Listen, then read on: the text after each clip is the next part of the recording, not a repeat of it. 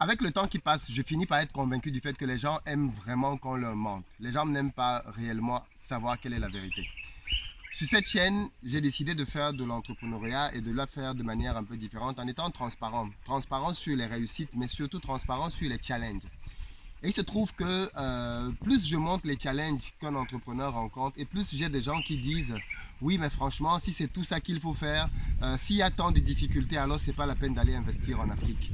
Si tu dois faire face à des féticheurs, si tu dois faire face à des gens qui veulent te voler tes terrains, si tu dois faire face à des gens qui, je sais pas moi, sont malhonnêtes, ainsi de suite, ou alors qui te volent, qui te cambriolent, ainsi de suite, c'est trop de difficultés et finalement, si c'est ça l'entrepreneuriat en Afrique, alors c'est pas pour moi. À quoi vous vous attendiez? Honnêtement, disons-nous la vérité. Vous vouliez quoi? Vous vouliez quelqu'un qui vienne, comme beaucoup de personnes le font, derrière un écran, vous raconter de la théorie? Vous vouliez quelqu'un de plus qui viendrait vous parler des choses qu'il a lues dans des livres? Vous vouliez quelqu'un qui viendrait vous raconter des théories qu'il a entendues à gauche, à droite? Parce qu'en fait, tout véritable entrepreneur rencontre sur son chemin énormément de challenges. Le problème avec les réseaux sociaux, c'est que les gens ont tendance à nous montrer que la réussite. Ils ont tendance à vous montrer que le résultat final. Et quand vous voyez des résultats finaux, vous avez le sentiment que entreprendre, c'est créer une société et le lendemain, tu as le résultat final. Et c'est pour ça que j'ai voulu m'inscrire en faux avec ce type de méthodologie. Moi, je voulais être transparent, transparent dans les challenges, surtout pour que vous réalisiez bien que ce ne sont que ceux qui sèment dans les larmes qui récoltent avec des chants de joie. Je le répète, pour récolter avec de la joie et des chants, il faut avoir semé avec des larmes. C'est donc le quotidien et le côté normal de l'entrepreneuriat que d'être dans des ambiances dans lesquelles tu as permanemment des challenges, tu as permanemment des problèmes. Mais ne l'oubliez pas, quel est le rôle d'un entrepreneur? C'est résoudre des problèmes. Aujourd'hui, par exemple, c'est un grand jour pour nous ici à la ferme parce que c'est notre premier jour de récolte de pastèques. On va y aller dans quelques minutes. Je vais vous montrer les premiers fruits que l'on récolte, qu'on a déjà vendus d'ailleurs. On a déjà une cliente qui va les prendre. Il n'y en a pas beaucoup, mais c'est la première récolte et on est très content de ça.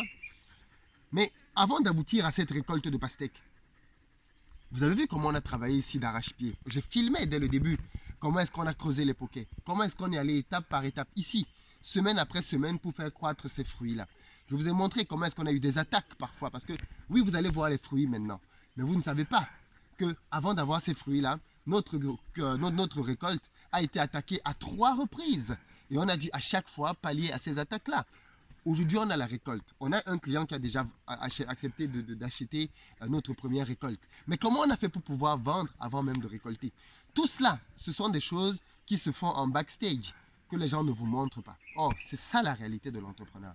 C'est pouvoir constamment être en train de surmonter les difficultés. Je vous ai parlé, oui, c'est vrai, du féticheur. Mais est-ce que le féticheur m'a empêché d'avancer sur mon projet? Aujourd'hui, l'histoire du féticheur est quasiment une histoire ancienne. On avance désormais. Je vous ai parlé du docteur qui veut nous piquer un terrain dans une autre ville. Cette semaine, on a fait une descente musclée là-bas. Et là aussi, on va pouvoir faire avancer la chose. Aujourd'hui, on est en train de pouvoir... on a un véhicule qui a été cassé avec un ordinateur et des appareils photo qui ont été cambriolés. Ok, mais est-ce que ça nous a arrêtés? Parce qu'en fait, ce qu'il faut retenir au-delà de tous les challenges dont je vous parle et que je vous montre au quotidien, c'est que ces challenges-là ne nous arrêtent pas.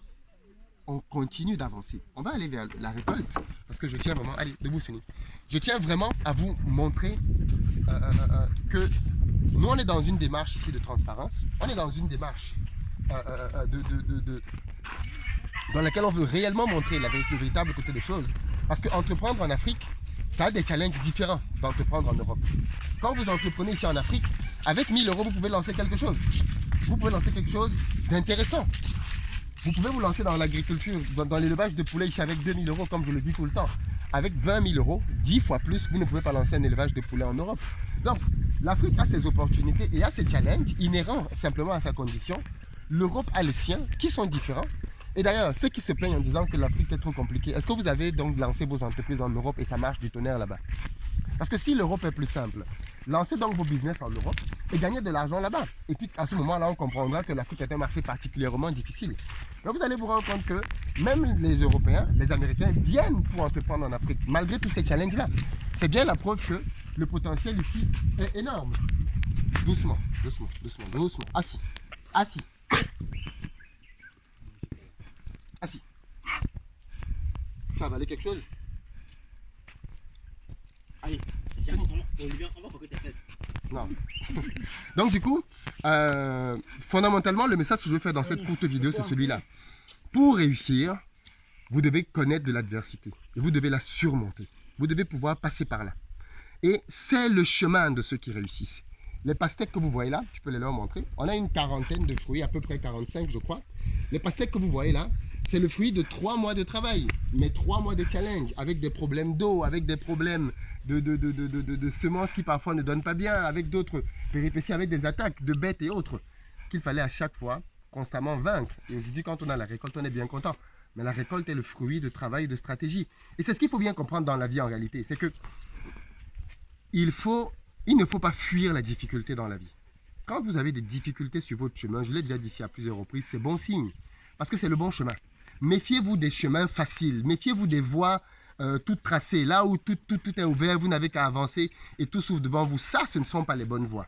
Les bonnes voies sont parées d'embûches, les bonnes voies sont parées de challenges. Et ce sont ceux qui parviennent à les franchir justement, qui réussissent et qui ont le fruit de leur travail. Donc, l'Afrique, et c'est ce qu'on veut vous montrer ici, hein. Moi je vous montre l'Afrique en réalité, la vraie, pas une Afrique, pas une Afrique édulcorée ou une Afrique sur papier.